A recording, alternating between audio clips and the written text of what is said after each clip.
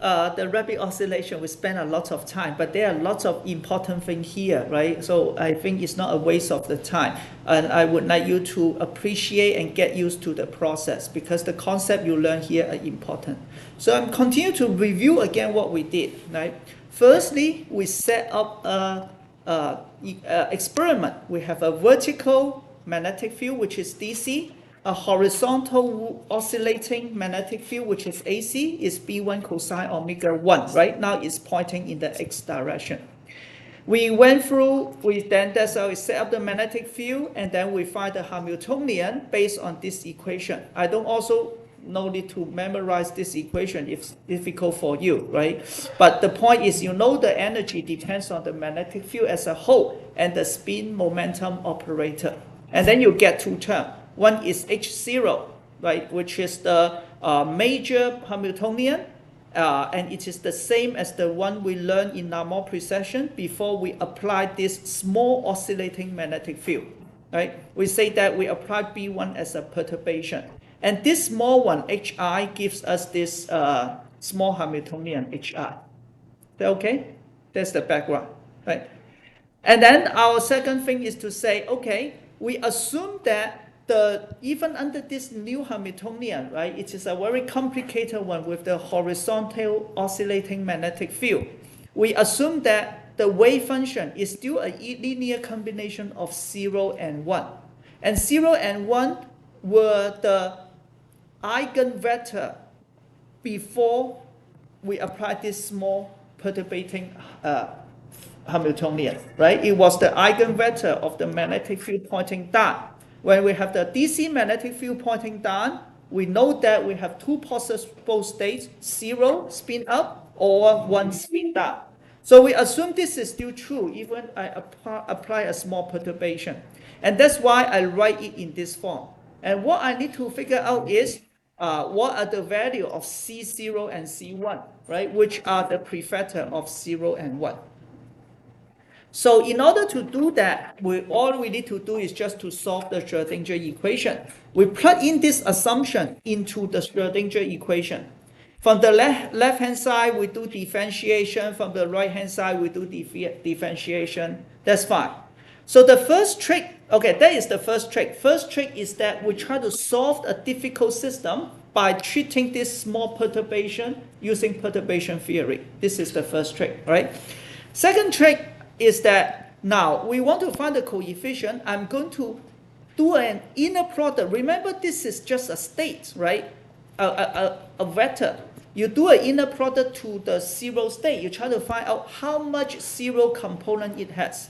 So you do inner product. Just like you have a vector, I want to know how much x hat it has. I inner product it with x hat, right? So here I inner product with 0. And then the rest are just math. When I do inner product with 0, I see that some of the terms will become 0 because 0 does not overlap with 1. And then the 0, 0 will stay there. That's why I got this left-hand side. And then I do the same thing to the right-hand side, right? Because this is the Schrödinger equation. I apply 0 to the left-hand side. I need to apply 0 to the right-hand side also, so they are the same. And what we see is that it gives us some we need to evaluate the Hamiltonian matrix. And this Hamiltonian matrix, of course, is complicated, but it has two terms, right? One is H0, one is H1. So we try to, in this case, we need to find out the 0, 0, which is the 0th row and 0th column, 0th row and first column, right? We find that the diagonal one are just the eigenvalue of the DC, in the case of DC magnetic field. The off-diagonal one are 0 because they don't couple 0 state to 1 state. On the other hand, we just go ahead to use the Pauli matrix to evaluate the interacting one or the proper, here let's this perturbating one. We find that the off-diagonal are non-zero because of sigma x, but the diagonal are 0 because of sigma x, right? So this skill you need to know, right? Definitely you need to know how to do this type of matrix multiplication, what you need to put, right? Any questions? Right, so with this, I know what are the 0H0, 0HI0, right? All these terms, they are just math, okay, if you cannot follow in the class, but all we need to do just equate them, cancel those common terms, then you come up with this equation. We show you that the rate of change of C0 is proportional to C1, proportional to B1. If I didn't have this oscillating magnetic field in the x direction, I'm not going to have a change in the C0 because the dC0 dt is 0, right? And if I have a large population of state 1, means that C1 is large. Anyone can explain what I just say? I say I have a large population of state 1 if C1 is large. Any problem with this statement, or is this correct? Or anyone want to interpret why I say when the one population is large, I have large C1? I hand-wavely say that, but it is still correct in some sense. So when I have a large C1, what does it mean? The range of change of C0. Right, but what is the meaning of large C1 for this superposition? You have a large probability of finding 1, right? Or a large component of 1, right? And if this is like, when you talk about probability, if I talk about, many real state, then it's population. So it's not exactly correct if it's pure state, right? So I should not say population. But I hope you understand what I mean is that when C1 is large, you have a large probability to be in state 1, right? So if a large probability in state 1, actually the probability in state 0 will keep increasing. If you are large, okay, now, and then this is someone just asked me, then what is the meaning of this one? It means that I want to repeat this process. I will go back to step 4, actually step 3. Step 3. Instead of applying 0, I apply 1. I do the inner product to 1. So I want to find the overlap of 1 with this state. So I apply 1 to here, so this will be 1, right? This will be 1, this will be 1, and you know very well this will be 0. But this becomes 1, 1, so this is 1, so you actually keep these two terms. And if I apply 1 here, now become 1H0, 0, 1HI0, right? So you just go through this process, you will find another equation. So this is two first order differential equation, which is just one second order differential equation, right? So that's fine, right? So after that, then I came to this step, right? These are the two equations. Then first I look at the first one. I want to do some simplification. I just change cosine omega 1t to this term. Are you okay with this? Right? Yeah. Okay, maybe let him go first. Thank you, because he cannot see us. Yes. Can you say it? No, the one online. Please go ahead.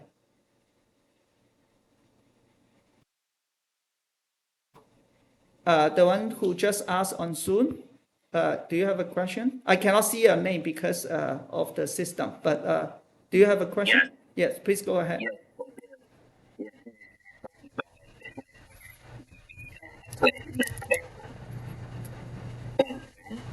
Can you repeat that? Yeah. So what I'm saying is that here, originally we apply 0 from the lab. This is just like finding the inner product.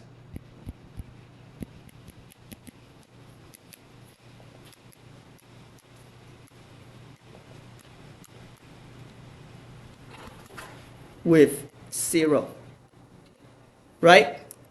We apply 0 from the lab. This is just finding the inner product with 0.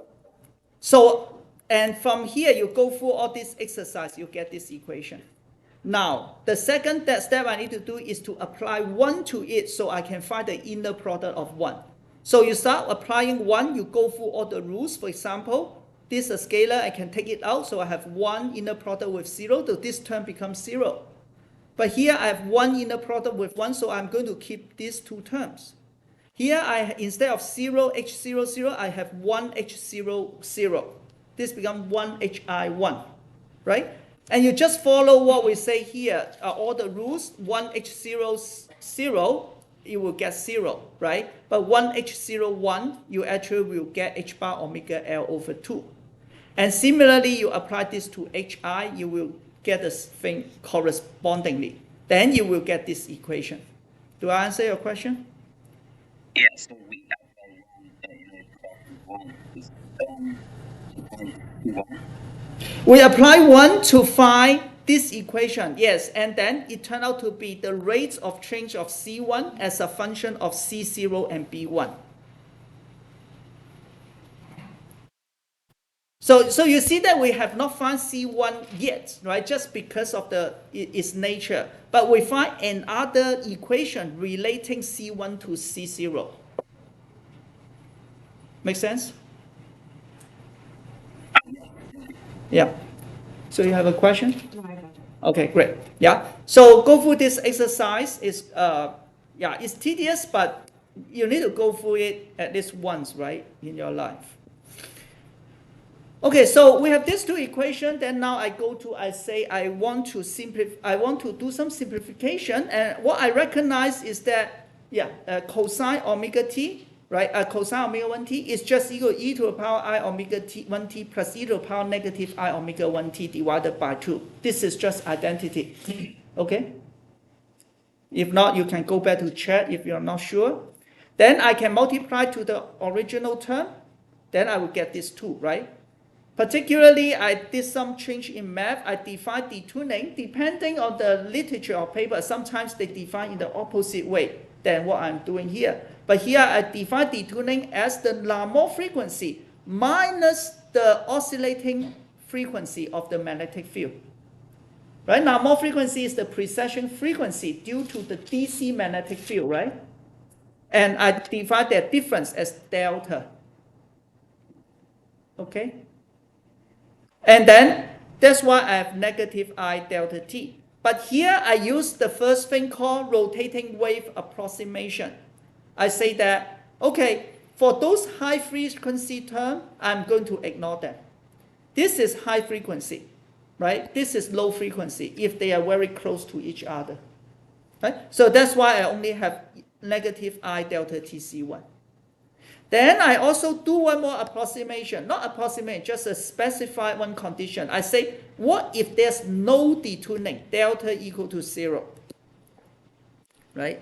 This means no detuning, right? And now you understand why it's called detuning. It's just like you have a tuning fork and you apply a sound wave. If they have exactly the same frequency, there's no detuning. If they are not the same, we say there's some detuning, right? And this is just the concept of detuning. That's it. Nothing special. We're just saying for these two frequencies that we are interested in, and particularly for omega L, you can consider as the resonant frequency of the qubit in that sense, because it is its characteristic frequency, right? Because it determines the separation of its two levels. So we think it as a resonant frequency in the sense of resonant frequency. I think that makes sense. Of course, that is not the resonance of vibration or whatever. It's something that the frequency at which it will just go crazy doing the rapid oscillation. No, not rapid. I mean, it will go crazy like doing the way it does the precession. Okay, I did not say this right. Okay, and if that is the case, I only have a simple equation. So is that okay up to this step?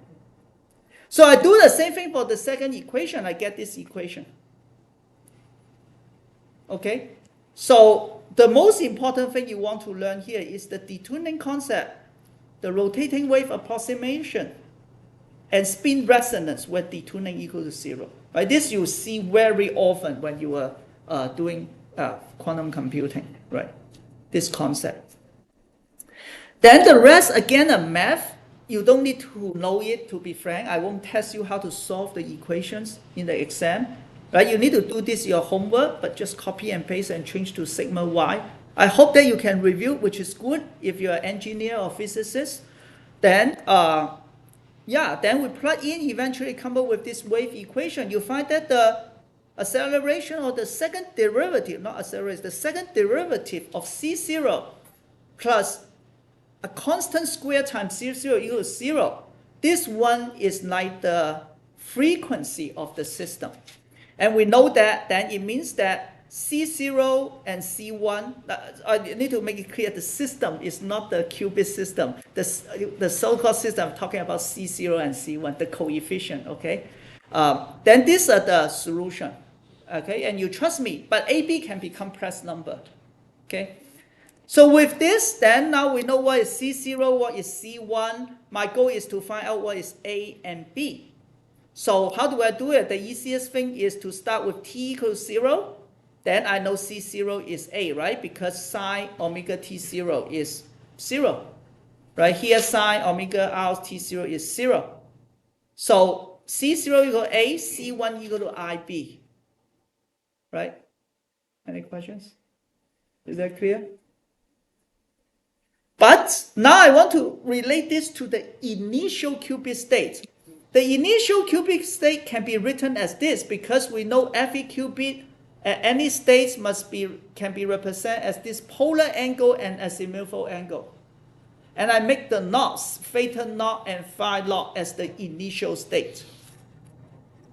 Right? So then it means this is C0, right? When t equals 0. Because when t equals 0, this term is 1. And C0 is just equal to this term. When t equals 0, this is C1. C1 is just equal to this term. But C0 equal A, so A equal to this. C1 equal to IB, so IB equal to this. Just think about that for a few seconds. Any questions? But this is just math. I'm not going to test you. But any question about this?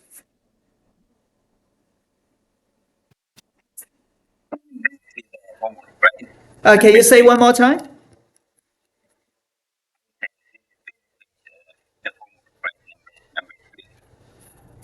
The whole thing is the homework. The whole slide in this lecture, all the slides in this lecture until a few more, they are the homework.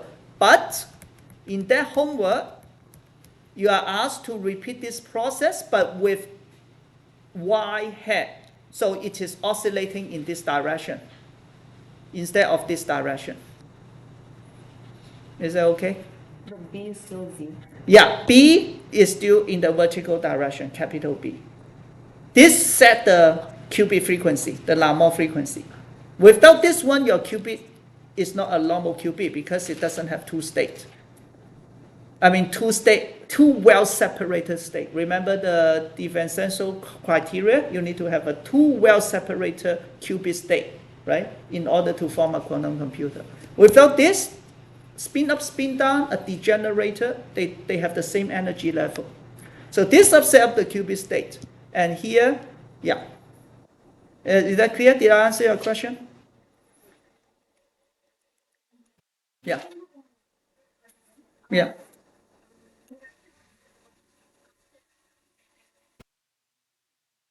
Yeah, you just go over everything and then just redo this. You will still see this two term difference and sum term.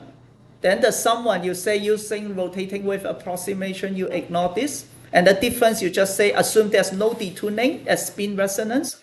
So you will get something similar, except that there's a difference in the coefficient. I forgot, maybe negative. One of them is just no I, and other is like negative. So no more I in these two equations if you go through the process. Yeah.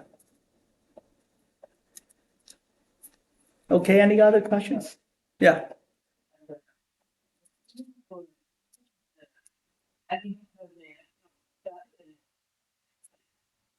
Which E? Where at which corner? A previous line?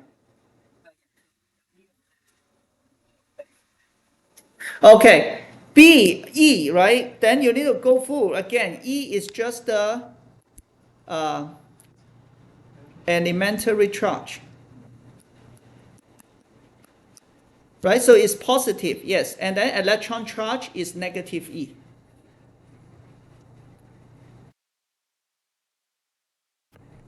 Other questions?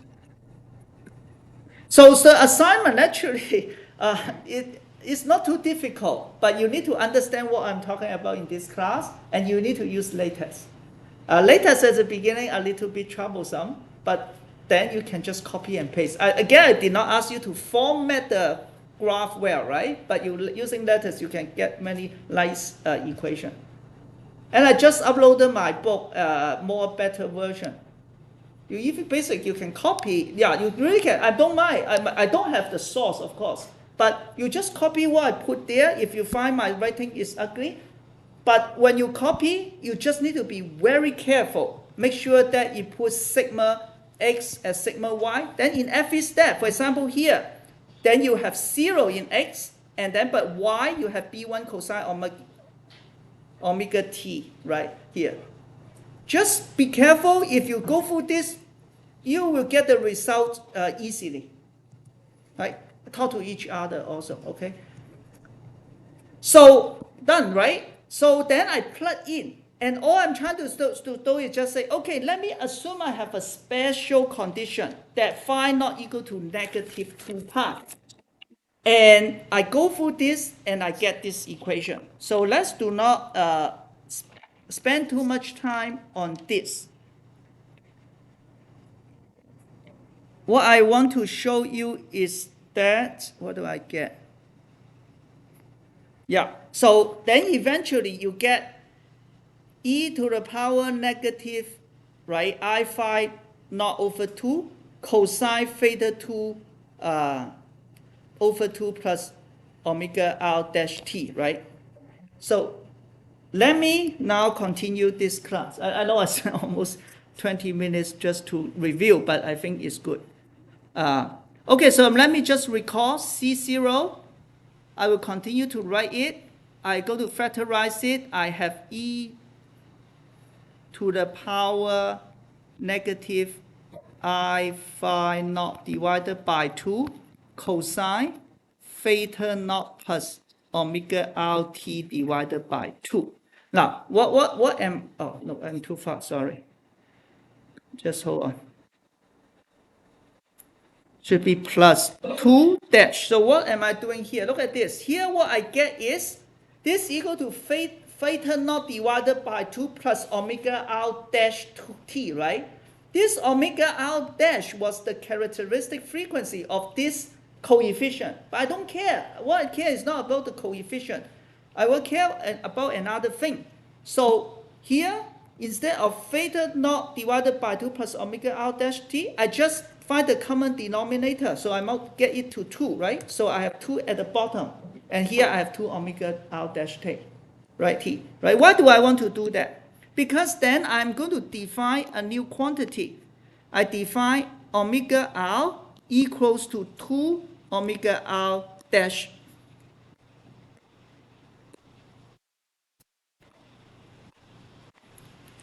Okay, and I call this rapid frequency. So this is the second frequency you have learned.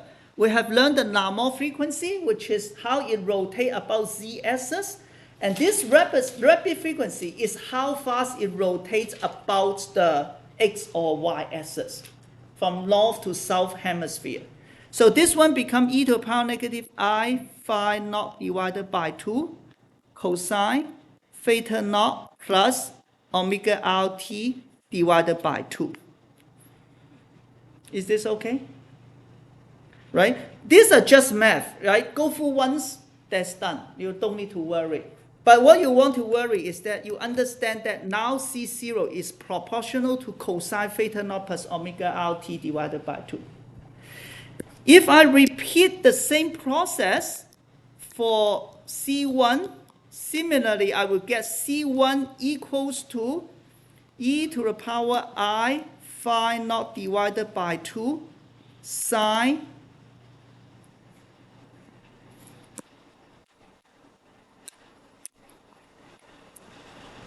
theta naught plus omega rt divided by 2. So from here, do you see something? Do you see that indeed that is exactly what we suspect at the beginning when we got these two equations? when we got these two equations, or these two equations, we suspect that when I have very large C, then C0 will increase very fast. C1, when we have large C1, C0 increase very fast. When we have a large C0, then C1 will increase very fast. Then isn't that, you do see that the magnitude of C0, which is proportional to cosine, and C1 proportional to sine, they are like, have a quadrature difference, pi over 2 difference. When it is peak, cosine is a peak, sine is 0, right? When sine is 1, cosine is 0, right? So both of they will just be out of phase. Okay? So here finally I show you the equation. What do we see here? You see that you plug in, you see that now let's recall what is the state of regular qubit, right? How do we call it?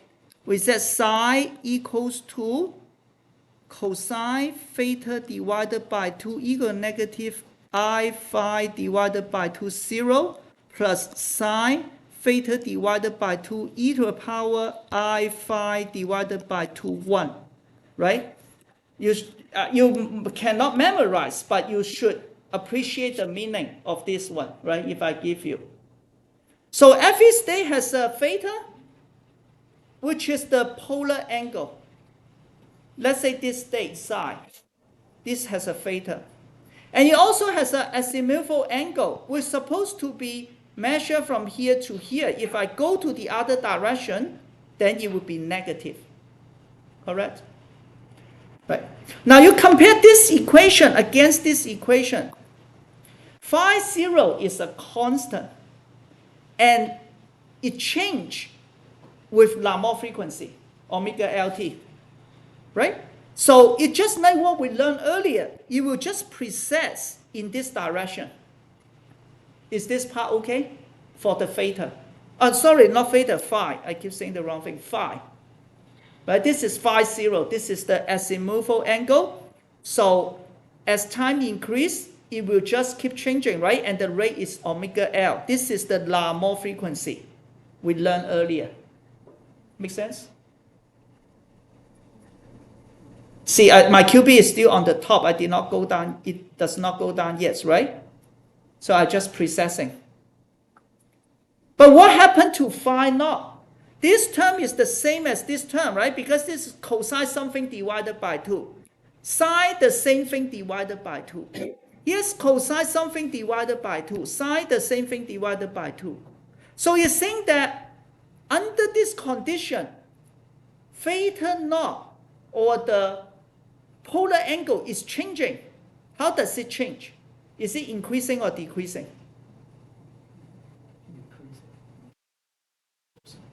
No. Based on this is the polar angle, right? Is it increasing as a function of time or no? Yes, because omega R is positive. So when time is 0, I'm at theta naught. When I increase t, then it keeps increasing.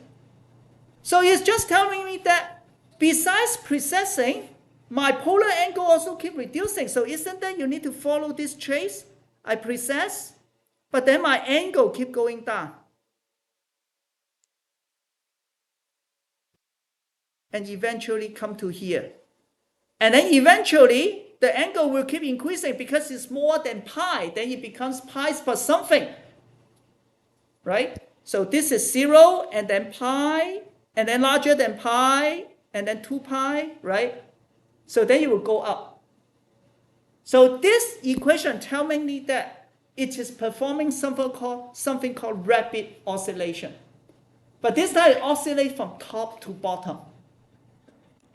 And where we define this rapid oscillation, we defined earlier already, omega R is equal to EB1 divided by 2m, which is 2 omega R dash. Let's take a look. What is omega R dash? Omega R dash we define as EB1 divided by 4m. And we define omega R as 2 omega R dash. So this is EB1 divided by 2m. So the rate it oscillates from top to bottom, this determines the frequency, right? It finish one cycle, depends on B1. So let me ask you, is this a larger frequency or normal frequency larger? Which one is larger in our framework? Which oscillate faster? Or in other words, is this picture correct? Here, I obviously show you that it have complete many normal oscillation before it finish half of the rapid oscillation. Is this correct? Why? So Correct, but why normal frequency is much higher than the rapid one in our what we are discussing? Very good. Because normal frequency depends on, if you remember, EB0 divided by M. Right? I believe I'm correct. I don't have this in my cheat sheet. We already said that B0 is much larger than B1 for perturbation theory, not B. Ah, thank you. Should be, yeah, omega L. You're right. Sorry. Thank you. Right? And we say that B0 is much larger than B1. So it makes sense, right? So if this one is oscillating in 1 gigahertz, if this is 1,000 times larger, then this is doing in 1 megahertz. Okay? So you need to have this concept. Normal frequency is the order of gigahertz. Rapid may be in the megahertz or tens of megahertz or lower. Okay, so it means I may complete 100 rotation before I complete half of the rapid oscillation. So that's the picture you need to know. Is this okay? Any questions? Okay, so we did so much math and only come to here, but this is the most important part. So I hope you have this picture in your mind. Then what is the effect, right? So now yes. Okay, let me help you. So, yeah, right there. The normal frequency in the Rabi oscillator. Can you repeat it again? The difference at the log screen. The difference of what? The difference between normal frequency and the Rabi oscillator. Normal frequency is because of the existence of this vertical magnetic field. If you remember, at that time when we study, it will just keep rotating about the z-axis. And the frequency is proportional to B0. So B0 usually is large. So this is a larger frequency. Now we apply a small oscillating magnetic field in the x direction. It will also increase the polar coordinate. So as a result, superposition to this normal oscillation, it will start precessing down, not just on the same level. Now when you go from here to here and then come back, you count it as one oscillation cycle for rapid oscillation. But in this process, normal frequency already computed many terms. So you can even think of the rotation of the Earth itself is normal frequency, for example, and its revolution around the sun is the rapid oscillation. So you take 1 year to have one rapid oscillation, but your rotation computed 365 already. It's not exactly the same analogy, but I'm trying to say that this system has two frequencies going on in oscillation, just like the Earth, right? I understand. So one more question. When we apply the external magnetic field, is that a DC or AC? Yeah. So as you can see here, right? Vertical is DC because B0 is constant. This causes the Larmor precession. This one is a small AC field, cosine omega L. Okay? So, yeah, good. So, yeah. So we have the equation, and probably you all also understand, then you will go from spin up eventually to spin down, and then go back to spin up, just keep doing forever. until you turn off this oscillating magnetic field. Then you will just precess at wherever it is, right? Okay, good. Now, then, of course, we can do a little bit more is to understand the probability of finding 0 and 1. And some problem with my slide. This is not good. Somehow it brought the broad sphere, but anyway. So what is, let's go back. This is something may happen in your exam, right? What is the probability of measuring 1 at any time? How do you remember how to find the probability of measuring 1? The simplest method is, 0. The simplest method is what? The square of the magnitude of the coefficient, right? Good. But we also can do this, right? I just want to remind you that it is also equal to you project the function to 0 and take square. And this is the same as you doing the projector, remember? The projection operator, the projector for 0, which is equals to 0, outer product of 0. So that's why this is just equal to this. So I'm not going to repeat now. You better understand what you mean, okay? If you want to, in the exam, right? You should know very well why I put this as this and why this one will go to this. But anyway, now all we want is the magnitude. What is the magnitude of P0 if you look at here? What is the magnitude of the coefficient in front of 0? Do I need to worry about e to the power negative something? Why? Why no? It's not really global phase, but it's just a unit phase, right? So the magnitude of it is 1. So this good point. Anything e to the power I something, we can ignore it when we calculate the magnitude. So this is just equal to cosine something, right? So it's just equal to cosine square omega r plus,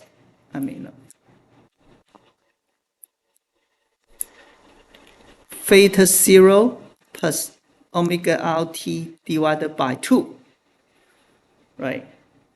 And here it's just shifting, right? Theta is just a constant, theta 0, right? So if I ignore that shifting, this is just cosine square omega t divided by 2.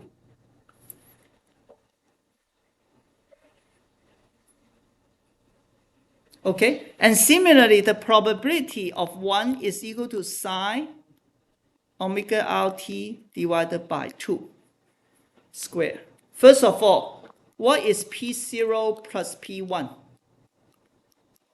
Based on this, 1. Does that make sense?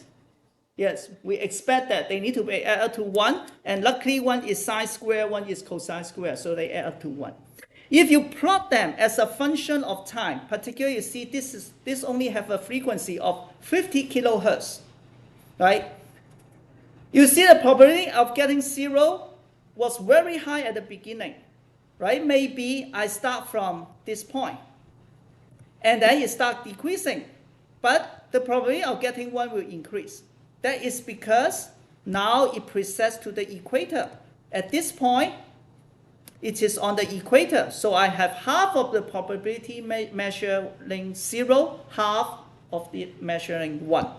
And eventually it goes to the bottom, then it's purely just a spin down state, right? And then you keep oscillating. And this is the period. So this is another view, right? Any questions? Okay. Now we will continue to just talk about what is the meaning of spin resonance. I say that now we look down. This is the magnetic field we apply to the system. Let's take a look at here again. It's oscillating in the x direction, right? So now I look down to this plane. Okay? So I will see x here, y here. Make sense? So it's oscillating. And I try to draw the vector of the magnetic field. So at time 0, it is very large, right? There's a big typo here. Let me change this. Right, so the typo is that it should be cosine omega LT. Now remember here we are at spin resonance, so omega 1 equals to omega L, right? So this is omega LT, right? Make sense? So when times increase, this becomes shorter, right? Because cosine becomes smaller until a point it is 0. And then it becomes negative, pointing to other direction. That is how it works, right? Make sense? This is the strength of the field, B1. So it becomes smaller and going up. Now then I say, you know what? This field, for this field, I can decompose it into two field rotating in opposite direction. Think about this. This T0 is equal to 2T0, not T0. At T0, this vector is equal to 2B1 divided by 2, pointing down. Right? This is B1. This is B1. And this is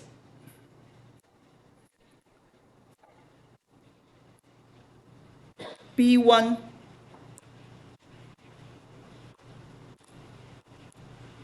divided by 2. Do you agree? I have two of them, right? One of them, this one does not change. It just rotates to the left. And one of them rotates to the right. The one rotates to the left, I call it B1 minus. The one rotates to the right, I call it B1 plus. And indeed, right, this is the equation. B1 plus B1 minus. The sign will got cancelled. So I'm not going to go into details, but you can see that this one is rotating to the right. This is rotating to the left. Right? You just go through trace the time. Right? So I just decompose this into this. For example, eventually when you reach 0 here, it's just equal to one pointing to the left, one pointing to the right. They got cancelled. So you have 0 field. Correct? So you see I have two rotating magnetic field in opposite direction. It's equivalent to this magnetic field oscillating in one direction. Any question? Do you agree with this? No? Yeah. Why did you second one if you want? Because I need to add them together. Because this total magnetic field equals to B1 plus B1 minus. Right? So if I make it B1 over 2, when we add them together, sine term will get cancelled. Cosine term will be there, but times 2, right? Then you go back to B1 omega 1t. Make sense? Okay. Yeah, good question. Other questions? Now, then what are we going to do? We're going to do rotating frame. We are going to stand now. It's just like I have one rotating clockwise, one rotating counterclockwise. I'm going to change my frame to stay with this B1 minus, right? So I'm just running with this rotating B1 minus field. So if I'm running with it, is B1 still rotating? It will just keep pointing at me, right? But how about B1 plus? It will leave me even faster by 2 omega L. Correct? So here is that we transform to the frame of X dash where we just stick with the B1 minus. And then B1 plus will just rotating at 2 omega L. But 2 omega L is very fast. Omega L is fast already. So remember, if I have a magnetic field go through me by 360 degrees very fast, just like what I said last time, someone pushed me from left and right very fast before I can respond, I don't feel that magnetic field. The so-called I don't feel means that it has no effect on my motion because it's so fast. Right? And that's why I'm going to ignore this magnetic field. So that is rotating wave approximation. And I'm standing at the rotating frame. Okay. Now then, if that is the case, you stand here. Now do you see oscillating magnetic field when you are on the rotating frame? No, right? You only see a constant magnetic field. But the constant magnetic field is B1 over 2. When you see constant magnetic field, what happened to the qubit? Precession. When we had this constant B field pointing down, we precess about the B axis, right? The Z axis. Now in this rotating frame, I feel a magnetic field pointing constantly at this new x-axis. Then what will happen? You will precess about the x-axis, right? So in our setup, you use right-hand rule, pointing down. You see that it's precessing clockwise when you look from the top, right? I'm pointing down. Now, if I'm in the rotating frame, it's pointing in the x direction. That is what? It actually will precess about the x direction. If you are here, you will go from the north hemisphere to the south hemisphere. If you are here, you will actually also go in this direction. Make sense? And that explains just consistency. Yeah. So in this rotating frame, because now I'm in spin resonance, so I don't see the Lamarck precession anymore because I'm precessing the frame is at the same frequency of the precession. I only feel a magnetic field which is B1 over 2 constantly pointing at me. So I will precess from the north hemisphere to south hemisphere. I will rotate about the X hat. Yeah. This one, right? Yes, because it rotates so fast. I feel an FH0 effect. But we are rotating. So there are two magnetic fields. One is going clockwise, one is going counterclockwise. So I'm following the one going clockwise. So I do feel a constant field pointing at me, right? Because when this rotating, I keep walking, right? So this field keep pointing at me. So it is a constant magnetic field. But the B1 plus will just rotate at 2 omega L away from me. Because it's rotating so fast, I will see it from all directions, right? Then the FH is 0. Say someone just pushed me from front, from left, from back, from right, but so fast, then on FH, I won't fall to any place. Yeah? And now this explains. Lamarck oscillation is EB0 divided by M. Why Rabi is EB1 divided by 2M? That is because the effective constant magnetic field is B1 divided by 2. Right? So they still have the same form. For Lamarck one, the constant magnetic field is B0, so EB0 divided by M. But for this case, the effective field on the rotating frame is B1 divided by 2. That's why. So it's still EB divided by M. Right? So this is, again, is consistent. Right? Because of time, I cannot explain more, but maybe go back to think why I get this nice equation only if I set the initial phase at negative pi over 2.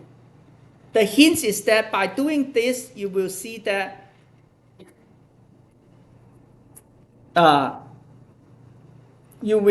this is the right place just to do this rapid oscillation about the field. Okay, I mean circle. Okay, so this is the summary. You go back to take a look. In your assignment, I want you to derive, but at least you should have this equation, right? For sigma y, if you really rush. Okay, so we have spent a lot